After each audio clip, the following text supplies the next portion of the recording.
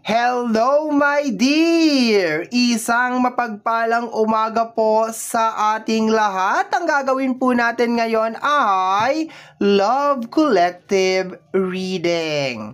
Medyo marami po kasi ako nababasa sa comment section. Mag-reading naman daw ako, gumawa daw ako ng reading na dedicated lamang sa love. So eto na my dear, gagawa na tayo ng reading na dedicated lamang sa love. Eto na po ang Love Collective Reading ninyo. Okay, my dear. Last shuffle na ito, tas cut natin into 3. And let's start your reading. Alternate tayo, my dear, sa reading, ha? Sa'yo, sa kanya, sa'yo, sa kanya. Okay, tingnan natin. One card lang tayo dito, my dear. Titingnan lang natin kung ano yung medyo mahuhulog. Ayun, my dear. Dalawa nga eh. Okay, we have here the curse or energy ng hate and overload. Okay, pagod ka na daw, my dear. Pagod ka na at galit ka na, my dear. Okay, posible din, my dear, na iniisip mo na ito na talaga ang kapalaran mo. Okay, pero ang overall energy ng dalawang card na to, my dear, pagod ka na. Okay? And galit ka na. Okay? Tingnan natin, my dear, yung energy niya. Energy ng kabila. Papantayan natin yan, my dear, kasi dalawang cards sa'yo, so dalawang cards din sa kanya. Okay? We have here eternal love. Okay? Mahal ka naman daw niya, my dear. Okay? Mahal ka naman daw niya. Tingnan nga natin. Meron naman siyang goal and vision na tumanda kasama mo. Relaxation. Pero parang masyado siyang kalmado, my dear. No? Sa inyong dalawa, mas stress ka, siya mas relax. Pero mahal ka niya. Okay? Mahal ka niya, my dear. Pero parang ikaw, gusto mo kasi, my dear, na magtrabaho siya. Ganon, parang asikasuhin niya yung mga bagay-bagay. Ganon ang nakukuha ko dito, my dear. No? Relax lang tong tao na to. Itong tinutukoy dito, super relax. Pero, my dear, mahal ka niya. Okay? Dagdagan pa natin yan, my dear, para lumawak yung ating reading. Okay, dapat one card lang eh. I think so. Yes. No? So, there's a tendency, my dear, na iniisip mo na hindi ka niya mahal. Pero sinasabi dito, my dear, mahal ka niya. Okay? Pero masyado kasi siyang, sabihin na natin, parang tamad. No, sabihin na natin parang tamad siya. Pero hindi mo kasi nagugustuhan yung ganun eh. Parang kulang siya ng effort. Yun ang nakukuhanan ko dito, my dear, na energy. Punta tayo sa kanya. Pero mahal ka niya. Gusto niya na tumanda kasama mo. Pero ayaw niya na pinipressure siya. No, ayaw niya na parang sinasabihan mo sa kanya na magtrabaho ka, gawin mo to, gawin mo yan. Gusto niya kalmado lang yung mga bagay-bagay. Ayaw niya nang minamadali. Ayaw niya nang inaapura siya. Okay, medyo malihim itong tao na to. I have lost everything. Okay? And there is someone else. Ay. Salawahan. Itong tao na to. Mahal ka niya. Tapos may mahal pa siyang iba. Ang gulo niya, ha? Kaya ayoko minsan gumagawa ng collective reading, my dear, kasi magulo eh. No? So, ikaw, my dear, hula mo siguro or pakiramdam mo meron na siyang iba. Okay? Kasi hindi siya nag-e-effort sa'yo. Hindi siya nag-e-effort, di mo siya nakikitaan ng effort. Okay? Itong tao na to, masyado siyang madrama sa buhay. Kasi iniisip niya na parang ang dami nang nawala sa kanya.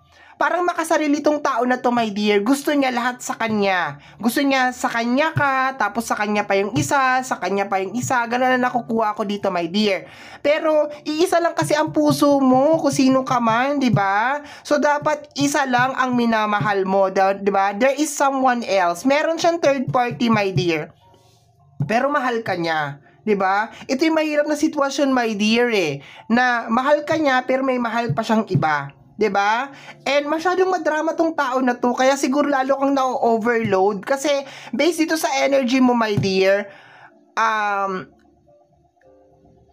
maano ka na klase ng tao, hardworking ka na klase ng tao, yun ang nakukuha ko dito, my dear. Pero I think meron talagang issue dito ng third party kasi siya na mismo nagsasabi sa akin dito, my dear, na there is someone else. Meron siyang napupusuan na iba. Kaya siguro, my dear, napofall din siya sa iba kasi ano ka na ngayon parang nagger stage na tong energy mo dito. Okay? Kasi pagod ka na, tapos galit ka sa kanya, naiinis ka sa kanya, nabubwisit ka sa kanya, iniisip mo meron siyang third party, siya naman super relax lang talaga siya sa buhay, posibleng buhay binata talaga itong tao na to, mahal ka niya, pero may mahal din siyang iba. Ano ba yan? Ang gulo. Kaya minsan, my dear, ayoko talagang love reading kasi masyado siyang komplikado. 'Di ba? Masyadong komplikado yung mga ganito. Pero sabi nga, there is someone else. Meron daw siyang ibang minamahal or meron daw siyang pinupusuan. Pero ikaw yung gusto niyang makasama habang buhay. Hindi naman pwede yun, 'di ba? Isa lang ang ating puso. Alam mo na rin, my dear, na meron na siyang iba or meron na siyang napupusuan na iba. Masyado siyang madrama. I have lost everything. 'Di ba? Parang nawala na sa akin lahat. Dahil nawala sa iyo lahat, dapat dalawa-dalawa ang minamahal mo? 'Di ba? Hindi yung reason. Kung marami kang pinagdaanan na hirap sa buhay, hindi yung reason para hakutin mo lahat, 'di ba? Lalo na sa energy ng love. Ay, tingnan nga natin, my dear. Meron siyang iba. Tingnan nga natin. Cut na natin to into 3. Tataas natin to ng konti para magkaroon tayo ng space.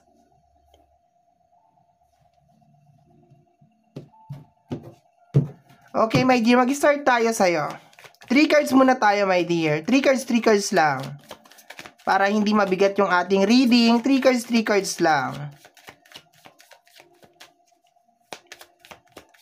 Okay? The Wheel of Fortune.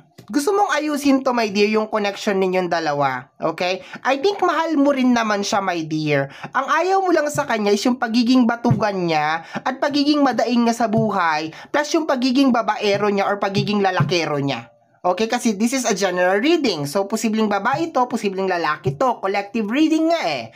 So, ang ayaw mo lang sa kanya is yung pagiging tamad niya, yung pagiging madaing niya sa buhay, yung typical na dapat resolbahin yung mga problema, at saka yung pagiging makating gabi itong taong to. Gusto niya lahat sa kanya, mahal ka niya, tapos mahal niya pa yung iba. Sa paglabas ng Wheel of Fortune dito, my dear, gusto mo na maayos to between the two of you. Gusto mo siya na magkasundo kayo. Yun ang nakukuha ko na energy. Okay, next tayo. We have here the Four of Pentacles. Mahal mo siya, my dear. Mahal mo siya, gusto mo siyang bigyan ng second chance, yun ang nakukuha ko dito, the Four of Pentacles. Kahit na pagod ka na sa kanya at galit na galit ka na sa kanya. Ito yung typical na yung kasabihan na the more you hate, the more you love. Mahal na mahal mo pa rin talaga siya. And kung bibigyan sana ng isa pang pagkakataon, aayusin mo yung sitwasyon or sana mapagkasunduan ninyo yung mga bagay-bagay. Okay, sana mabago niya to. Tingnan natin mamaya, kasi ang dami niyang issue. Okay, ano to? The Four of Wands. Yes. Sa kabila, my dear, ng galit mo at ng pagod mo, gusto mo pa rin maayos to. Gusto mo pa rin maayos ang pamilya. Gusto mo pa rin mabuo. No, gusto mo lang siguro magbago siya. Yun ang nakukuha ko dito. Punta tayo sa kanya. Anong eksena nito?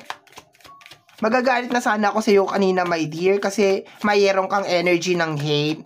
Pero nagalit ka siguro sa kanya kasi nga, eto nga, mareklamo siya. Parang ang gulo niya, my dear, kasi mahal ka niya. Pero, eto, meron siyang third party, mareklamo siya na klase ng tao, tamad siya. Okay? We have here the Temperance energy. My dear, pakiramdam ko, siya, alam mo yung parang namamangka sa dalawang ilog? Yun na nakukuha ko dito na energy. Parang namamangka siya sa dalawang ilog. Yun ang nakukuha ko dito. Parang takot siya, my dear, na alam mo yung energy ng loss? Yung parang maiwanan siya mag-isa. Yun ang nakukuha ko dito. Siguro kaya siya gumagawa ng third party, my dear, is because pag nawala ka, meron siyang reserba. Parang ganon. Takot siya, my dear, na parang maiwanan mag-isa. Kasi sabi nga dito, I have lost everything. So parang traumatic sa kanya na maiwanan siya mag-isa, na mawalan siya ng tao na magmamahal sa kanya. Kaya ang ginagawa niya, my dear, sinisave ka niya, tapos sinisave niya pa yung isa. Kasi there is someone else eh. Meron talagang iba. Ang problema dito kasi sa area na to, my dear, dito talaga ako nakapokus, my dear, kasi ikaw, my dear, pagod lang eh, at saka galit lang ang meron ka. Pero kung titingnan mo dito, meron ka Wheel of Fortune, the Four of Pentacles, and the Four of Wands. Gusto mong maayos. Sa kanya kasi, ang problema sa kanya, my dear, ayaw niyang maging mag-isa. Ayaw niyang layuan siya ng tao, pero hindi nga binabago yung kanyang mindset. Kung talagang mahal ka nitong person na to, kung talagang totoo yung sinasabi niya na mahal ka niya, aayusin niya yung buhay niya. Kasi dapat alam niya na lahat ng ginagawa niyang negative energy ay nagba-backfire din sa'yo. 'Di ba? So, first card natin dito is the Temperance. Okay, sa kanya to ha. Okay, tingnan natin ano pang kasama niyan.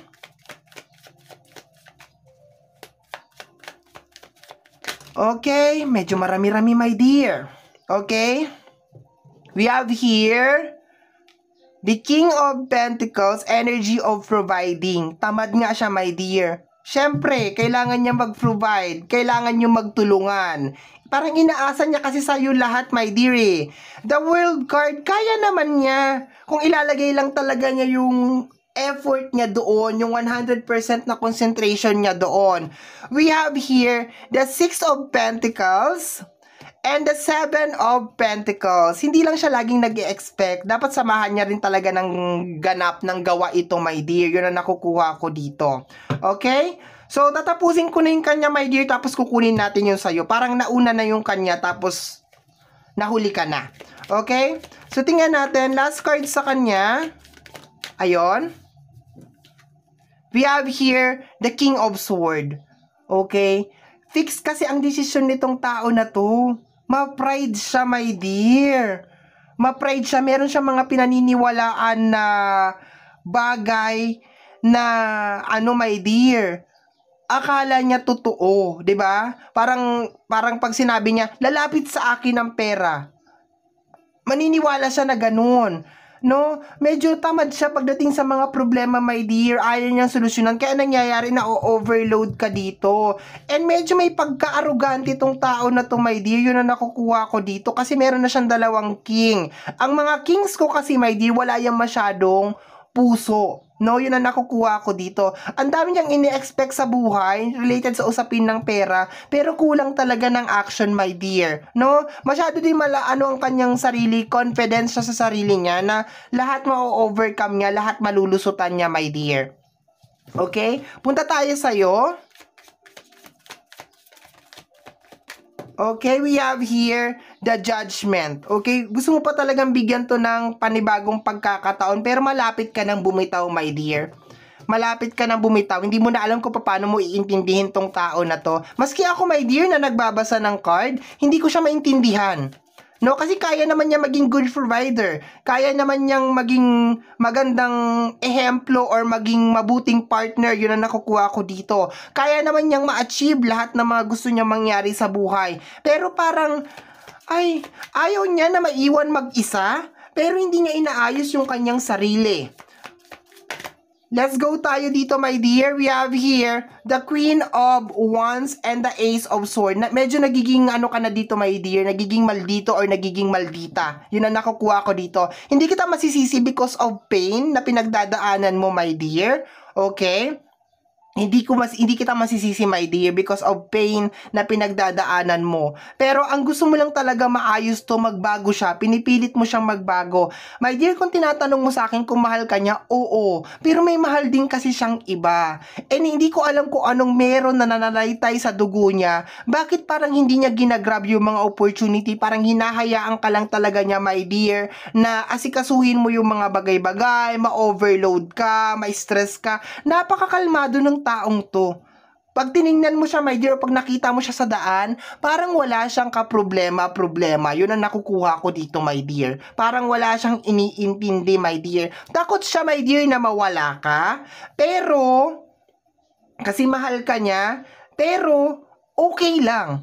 'Di ba? Kasi mahal ka niya, gusto niya tumanda kasama ka eh. Pero, hindi niya binabago yung sarili niya. Mahal ka niya, my dear, pero hindi niya binabago ito. And minsan ka lang makakita talaga ng tao na makakatiis sa ugali nitong person na ito. Nang ganito na tamad, pa easy-easy lang, pa relax-relax. Tapos, minsan kung umasta, kala mo binata, kala mo walang partner. Yun ang nakukuha ko dito na energy. Ang dami niyang pangarap sa buhay, pero kulang sa action. Ang dami niyang gustong mangyari, pero kulang sa action. Matalino naman siya, my dear eh. Okay, kukunin na natin yung energy dito, my dear. Ang energy na nandito, my dear, is energy ng Taurus. Okay? Taurus, Virgo, Capricorn. Dito naman sa kabila, ito dito sa bandang baba, nandito ang energy ng Gemini. And meron tayong energy ng water sign, which is Scorpio. Okay? So yun na nakukuha ko dito, pero hindi ko kino-close yung ibang energy. Dito naman, my dear, ikaw to. We have here the energy also of Aries, Leo, and Sagittarius. Meron din tayo itong energy ng Pentacles, pero iisa lang. Posibleng Taurus ito, okay? Meron din tayo ditong energy ng Gemini, Libra, and Aquarius, okay? So, ito yung nakukuha ko dito, my dear. Bottom deck of the card, my dear, is the Ten of Wands. Hirap ka na, my dear, intindihin tong partner mo. Hindi mo na alam kung anong gagawin mo sa kanya. Hinahayaan kanyang mag-isa, pero mahal ka niya, pero mahal din niya yung isa. Ayan yung sinasabi ko eh, diba? Kaya minsan hindi ako nagko-collective reading o nagla-love reading. Kasi napaka-komplikado talaga ng love. Okay?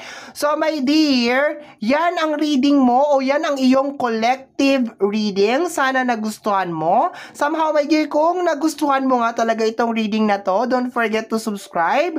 Paki-click po ang notification bell para ma-update ka sa aking mga upload. And don't forget to like and follow yung ating ibang social media platform. Free to like, free to share, and free to comment sa lahat ng ating mga videos. Once again, my name is RJ, also known as Apo J. Maraming salamat po, and until next time.